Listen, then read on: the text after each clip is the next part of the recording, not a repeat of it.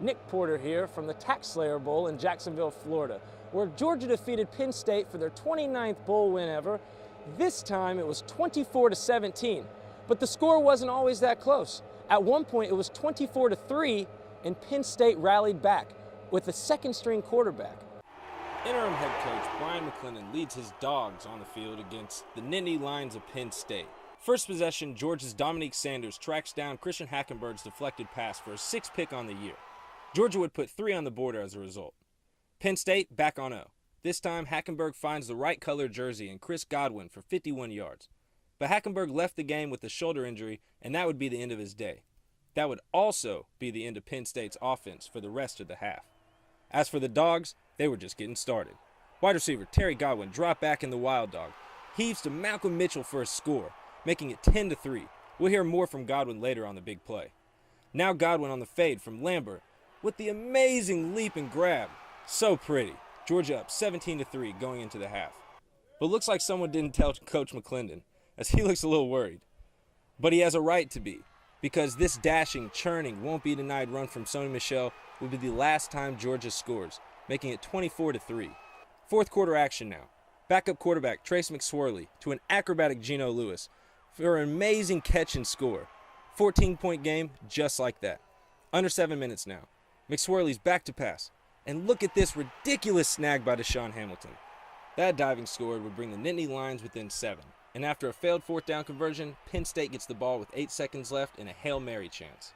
The Dogs bat it down and become the 2016 Tax Slayer Bowl champions, giving interim head coach Brian McClendon a high note to leave on. These guys have done a job that's, in my opinion, second to none. In regard of just being able to block out so much stuff. This past month, it's brought the team closer, and all the coaching staff that's still here closer. We blocked out all the outside stuff, and just to come out here and get this win and just play again as one, it felt real good. As head coach Brian McClendon departs for South Carolina to be their offensive coordinator, he leaves around Terry Godwin. He's now a sophomore, the MVP of the Tax Slayer Bowl.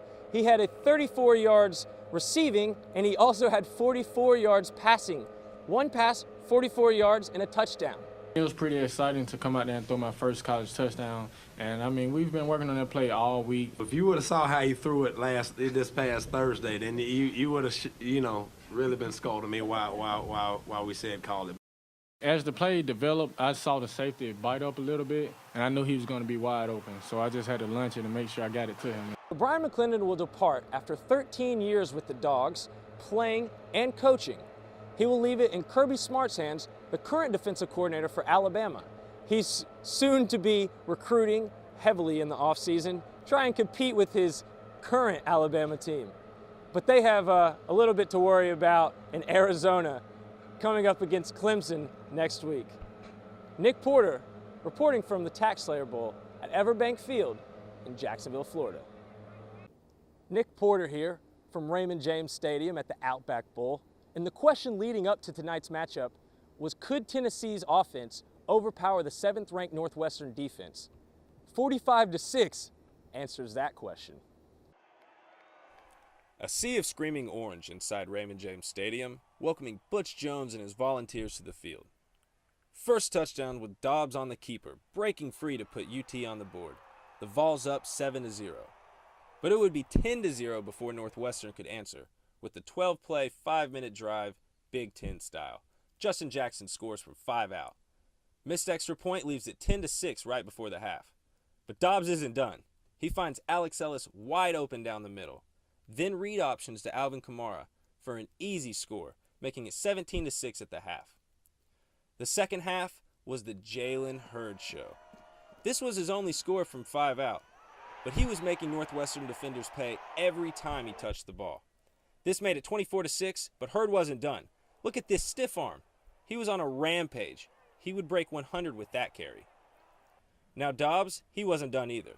One more to cap off the win. Dobbs loses the handles, but only to outrace the entire Northwestern team to the pylon. Reviewed and upheld.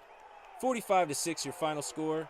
And let the celebrating begin for the 2016 Outback Bowl champion, Tennessee Volunteers. Jalen Hurd had a monster day. He's the first back in Tennessee history to have 2 bowl games with over 100 yards in them.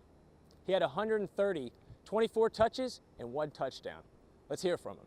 It's incredible. Just like last year, we won, and then this win going into the offseason, you know, it's just a confidence booster.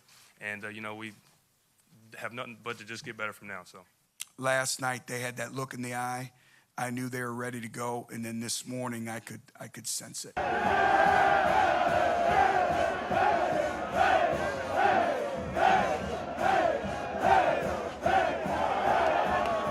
So Butch is not a professional dancer. Neither am I. Not gonna critique him. But I understand why he's happy. This is the first time they've won consecutive bowl games since '97. Signing out from the Outback Bowl in Tampa at Raymond James Stadium, Nick Porter, Eyewitness News.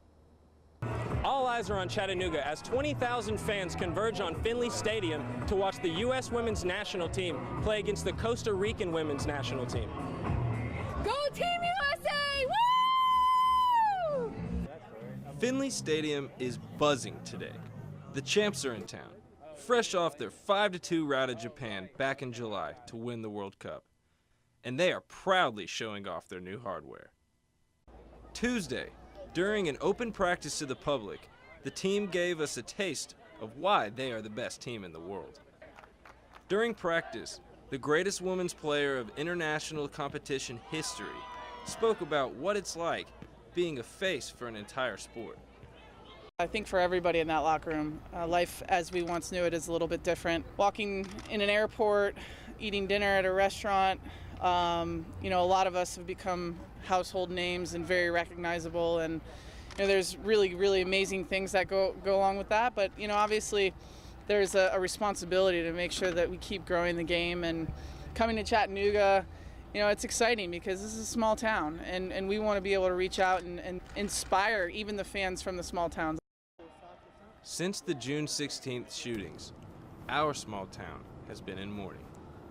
Getting to watch all-American superstars in action will be exactly like she said, inspirational. Well, obviously we're big Patriots, big fans of the United States, and awesome opportunity for the U.S. women to come to Chattanooga, so why not seize it? You know, we got the tailgate set up, expecting a pretty good crowd, about 40 to 50 people coming in, so it'll be a good time. I think it's outstanding, the fact that we're in the World Cup and then are coming to Chattanooga. I mean, you could not miss this opportunity to be here. Some fans couldn't wait till 6:30 to get rowdy. We actually were the first people here. We got here at 8 o'clock this morning, right when they allowed us to get here, so, you know. No matter if you're a die-hard soccer fan or someone just looking to have a great time, this match will be fun for everyone who makes their way to Finley Stadium. 1997 was the last time the U.S. women's national team made it to Chattanooga. This time, there's over 20,000 fans. Last time, only 13,000. This is a massive turnout in Chattanooga. Nick Porter from Finley Stadium.